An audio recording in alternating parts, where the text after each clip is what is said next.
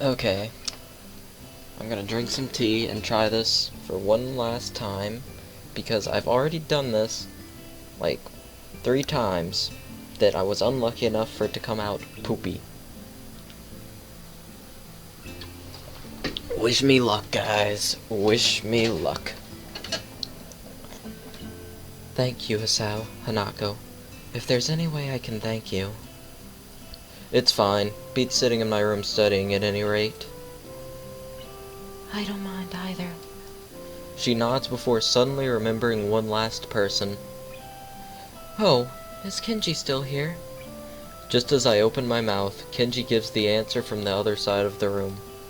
Yeah, just finished. He carefully slides his sign onto an empty section of shelf to dry, before quickly walking past us and out the door. See you, man. Bye. The remaining 2 students say their goodbyes to Lily before taking their cue to leave as well, leaving only the 3 of us. Well, I guess that's everyone. I hope we don't have to do anything like that again. Working past school time? Indeed, the class's plans this year were ambitious, maybe too ambitious. The stalls look nice, though. She's right. It shows that a lot of work's gone into them. My. I'm sure a lot of us would be glad to hear that. At least now there's not much work to do until the festival itself. It's getting pretty late. Should we go? That's probably a good idea. Are you going back to the dorms as well, Hisao? Yeah, I guess I'll tag along. The nighttime lighting really makes the gardens look quite different compared to the usual look of lush greenery. Things are much more calm. Being that it's so late, the lack of students around probably helps. The odd one or two can be seen scurrying to and from the dorms, trying to eke the most out of their approaching curfews, but no more. All that can be heard is our footsteps, in addition to Lily's cane gently tapping the ground in front of her. It's nice to finally be able to relax a bit after the mad rush during school. Without even noticing it, I let out a small yawn. Tired? Yeah, still getting used to the flow of things, I guess. The, thing with Shizune took me kind of off guard, though. I grit my teeth a little at the candid mention of their rather public spat. That said, I do want to sort out what in the world was behind it. About that. I'm sorry about it being so public. Shizune and I go back some ways. Her voice seems slightly irritated as she remembers Shizune, obviously unwilling to discuss it any further. I glance at Hanako for her views on this, but her expression is unsurprisingly evasive and difficult to read. Either way, I guess her apologizing for it is something, even if my curiosity goes unanswered. I'll be glad once the festival is over in any case. The change of topic's welcome, clearing the thickening air quickly. I can imagine. My old school's festivals were a lot more low-key than this. Yamaku stresses the idea of a school community, so the staff likes to make our festivals in such special occasions. And yet the students are the ones who do all the work. What an unfair world. Hanako and Lily both chuckle in agreement, savoring the fact that none of the staff are around to hear our grumbling. I suppose coming from a strict all-girls school helped me a little with Yamaku. Compared to there, Yamaku is much more relaxed. That'd go away towards explaining her well-bred speech and behavior, in any case. As we come up to the dormitories, it eventually comes time to leave for our respective rooms. See you, Lily. Hanako. The 2 both give polite nods before setting off to the women's dorms, just next to the guys'. As is to be expected of such an arrangement, there's a staff member casually patrolling around outside to prevent any nighttime shenanigans. Walking past him, I quickly stretch my arms and rub my neck, both quite sore after having worked on the floor for so long, before walking to my room. It feels good to actually have direction, though. After so long in the hospital, the everyday facts of studying, homework, and teachers seem almost a blessing. I guess if things continue like this, my time at Yamaku might turn out okay.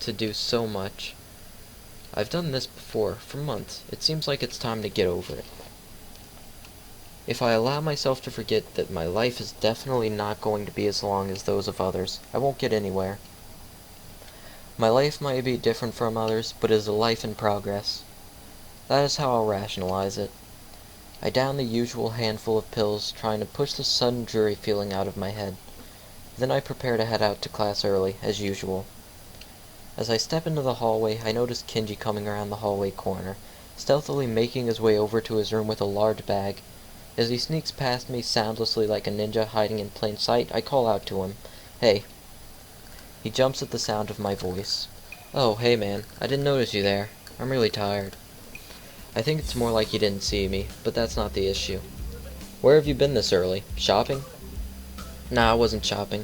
Sometimes I have to visit the math teacher. Yeah, I figured it would be a good idea to find out when the next exam is, since he tells you in advance if you want." "So what? So then, what's in the bag?" "I thought I'd go shopping while I was outside. I need supplies to continue the fight against the vast feminist conspiracy." So, he did just say he wasn't shopping, and now he's saying he was shopping. So Kenji doesn't really keep things straight often. Okay. I thought you didn't go outside. I wear a hat now.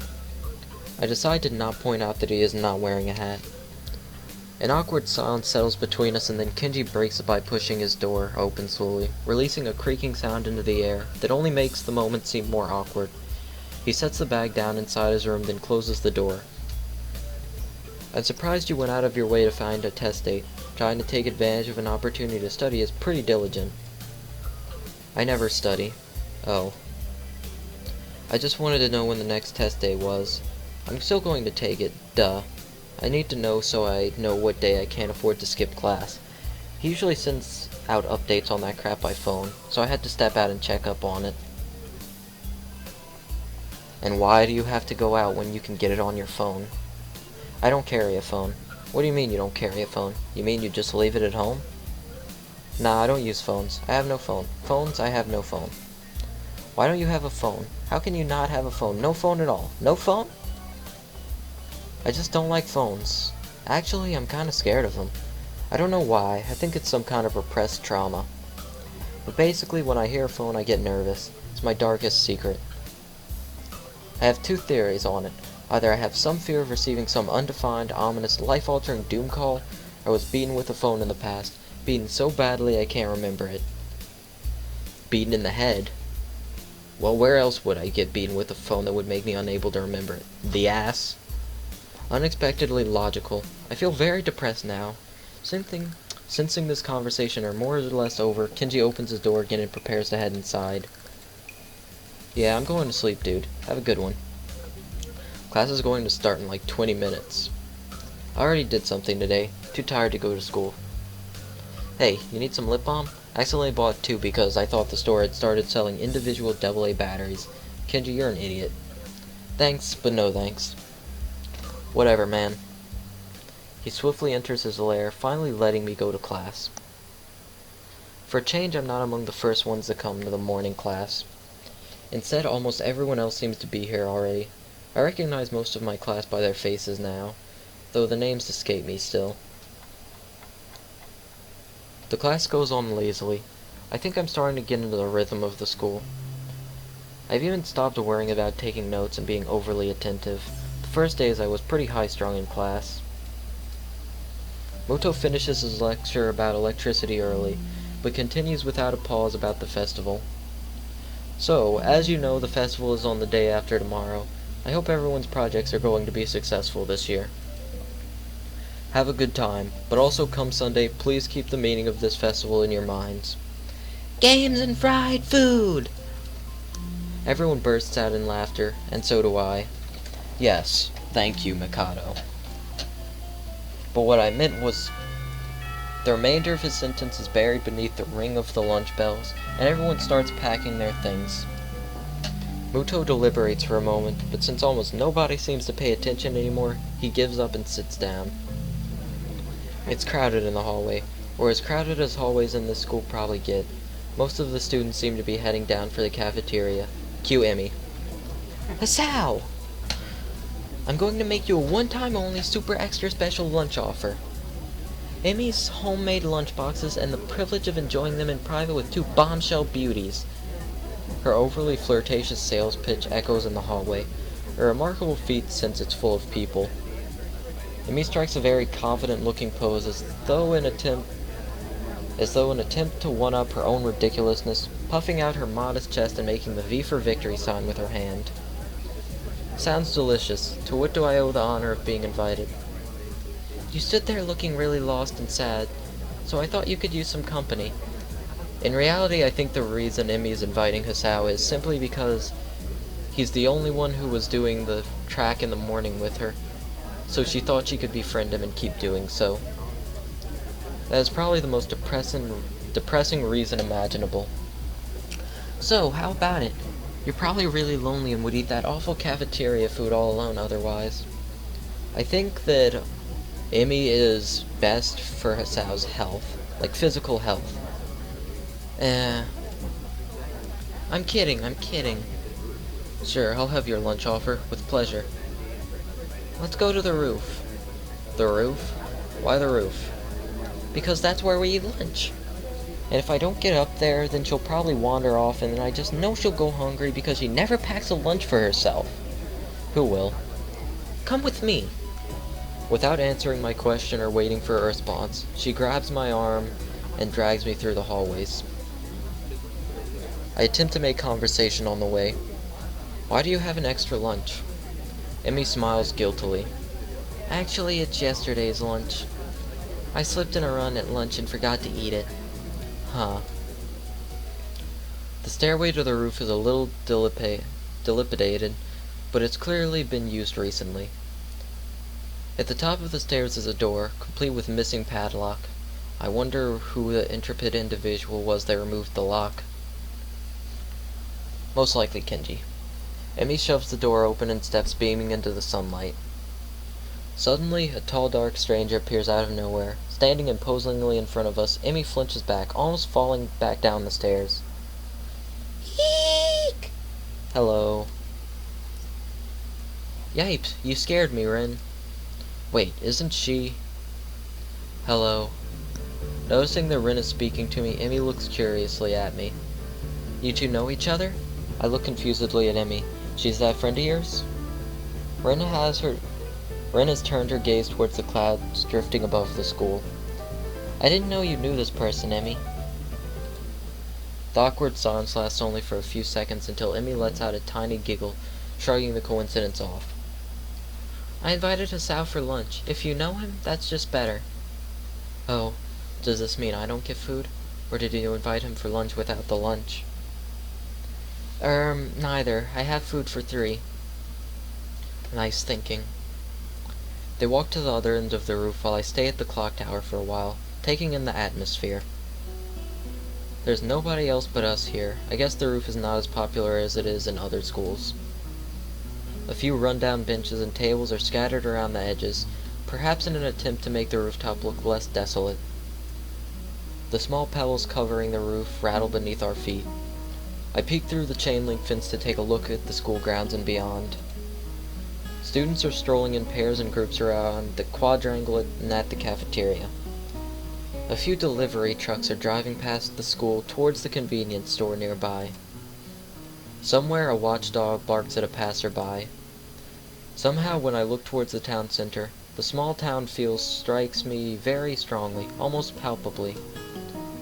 The hectic lifestyle of a big metropolis seems so far away and foreign here. Nobody has to run to catch a bus like their life depended on it, or get their senses overloaded by the neon lights and traffic jams. I love the music in this game, most of the time. I feel surprisingly optimistic about this new life of mine, looking at my new hometown, even if it's going to be mine for only one short year. Finding out about my illness and having to move away from home all came so suddenly, I haven't had time to think how I feel about it. When I step out of the shadow of the clock tower to the open, I feel warmth touching my back. The sun shines from a perfectly clear cerulean sky. A cool breeze sweeping over the rooftop makes me shiver, but only briefly.